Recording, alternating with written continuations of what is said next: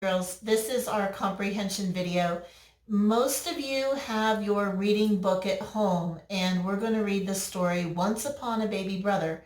For those of you that don't have your reading book, you can, I'll try to keep the video steady. You can read it along with me here on this video, or you can go to Connected McGraw-Hill and you'll be able to read the story under Unit 5, Week 2, Once Upon a Baby Brother ebook, like I show you in the classroom up on the big screen. So I'm going to attempt to hold the camera steady while we read this book. Once Upon a Baby Brother. The genre is fiction by Sarah Sullivan. Pictures by Trisha Dusa. Essential question. How do people get along? Read about a sister who finds a way to get along with her baby brother. From the day she could talk, Lizzie loved to tell stories. Tall ones, true ones, funny ones, sad ones. Lizzie loved them all. She entertained the people in her mother's office, and the little girl grew up to be president and brought her parents to live with her in the White House.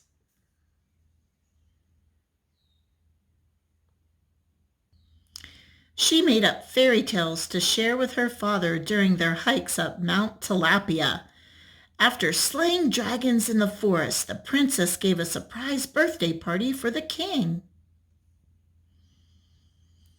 She spun yarns for Big George. The beautiful girl and her handsome dog took a rocket to the moon and discovered a new planet in the solar system. Everything was fine until her little brother Marvin came along. When Lizzie tried to tell a story before breakfast, her mother said, "Not now, dear. Marvin has a dirty diaper." When she tried to tell her father a story after dinner, he said, "Maybe later, Lizzie. It's time for Marvin's bath." Luckily for Lizzie, Big George still loved her stories. He would listen for hours. Stories about dogs were his favorite. The faithful Labrador rescued his master from the storm-tossed seas. Arf, arf.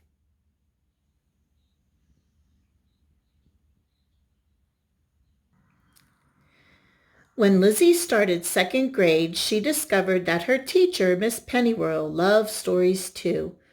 All the kids in Miss Pennyroyal's class got to write stories and take turns reading them out loud. The brave young girl rescued her teacher from the alligator pit. Lizzie loved Miss Pennyroyal's second grade. At home, Marvin loved his big sister Lizzie. He helped her make her bed. He helped her brush her teeth. Lizzie couldn't wait to get to school every morning. At school, Miss Pennyroyal taught her students how to create interesting characters. Think about what makes your character different from everybody else, she said, and describe that in your stories. Easy peasy, thought Lizzie. She got out her Princess Merryweather pencil. While the other kids brainstormed, Lizzie started writing. She wrote all through recess. She was still writing while other kids ate lunch. "Can I go first, please?" Lizzie asked when it was time to share stories out loud. "There's only one creature with footprints like this, Captain." "You don't mean—" "I'm afraid so, sir. The Yeti is on the rampage again." "Nice to see you using those new vocabulary words," said Miss Pennyroyal. "Thank you," said Lizzie.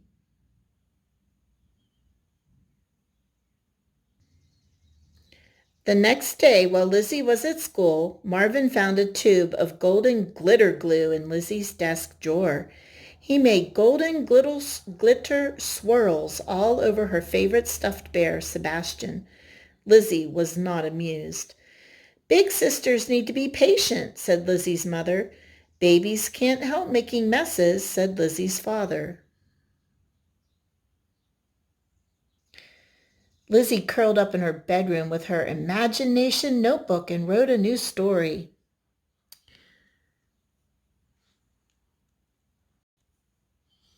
Once there was a beautiful princess who lived in a castle by the sea. She made her parents very happy. Then the ugly prince was born. He cried all the time. He made lots of messes, so the beautiful princess banished the ugly prince to a desert island. This castle is getting way too crowded, she told her trusty steed. Lizzie was happy to go to school the next day. The kids in Miss Pennyroyal's class were still writing stories about interesting characters. Lizzie had tons of ideas. It was hard to find time to write them all down. Run for your lives! It's the Marvinosaurus! Marvin's the nastiest pirate that ever sailed the sea. Watch your fingers! There's a marvin fish circling below. I don't believe I've ever heard of a marvin fish, said Miss Pennyroyal. It must be very rare. Oh, it is, said Lizzie. You hardly ever see one. On Friday, Lizzie's mother announced she was taking Marvin to visit Grandma. I hope you won't miss your little brother too much, she said. No, Marvin! Lizzie was thrilled.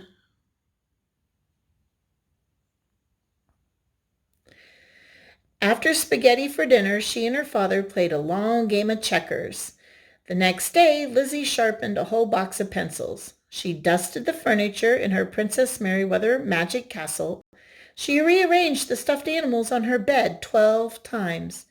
But something was missing.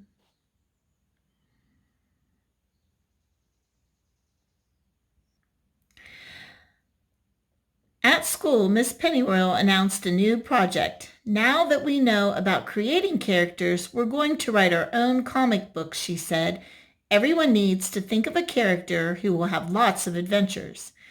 Lizzie took out her Princess Merryweather pencil. She doodled. She stared out the window. For the first time, she couldn't think of a single idea.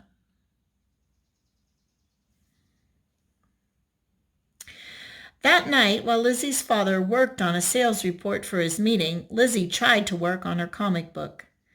She drew stars on the cover of her imagination notebook. She stared at a liver-shaped spot on the ceiling. She even cleaned out her sock drawer. Once in a far-off galaxy, she wrote, and then nothing. The next day at school, the kids in Miss Pennyroyal's class turned in their comic book projects. Everyone except Lizzie. Remember, the deadline is the day after tomorrow, said Miss Pennyroyal. I know, Lizzie moaned. Maybe you need fresh inspiration, said Miss Pennyroyal. Maybe, said Lizzie.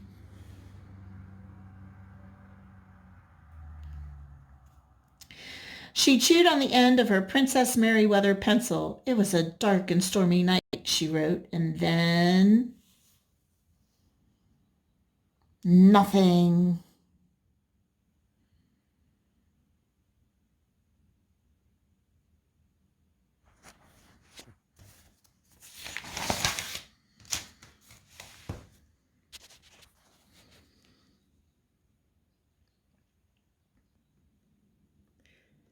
At home, Lizzie looked for inspiration. She listened to music and drew pictures on blank sheets of paper.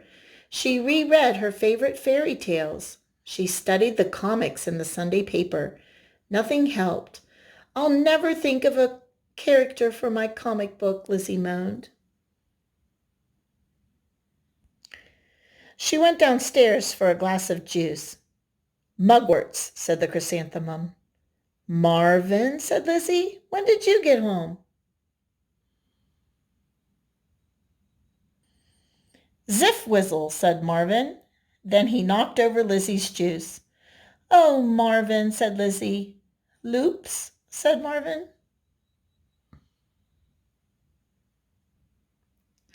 Lizzie thought about Miss Pennyroyal's instructions. Interesting characters, lots of adventures.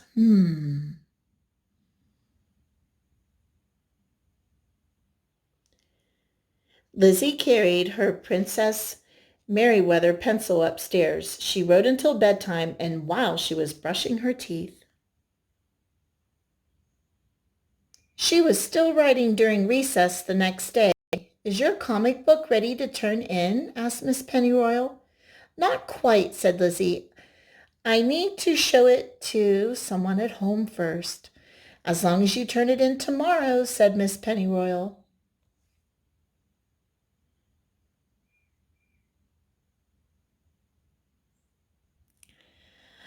While her mother cooked dinner, Lizzie pulled Marvin into her lap. "Listen to this," she said.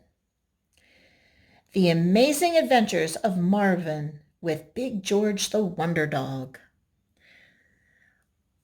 "Run for your lives!" yelled the mayor.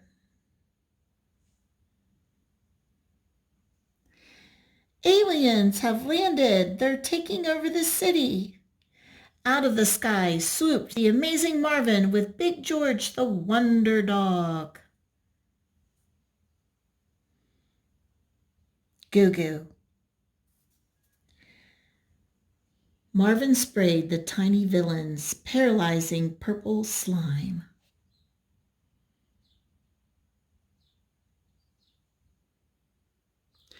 Soon, all was peaceful in the city again.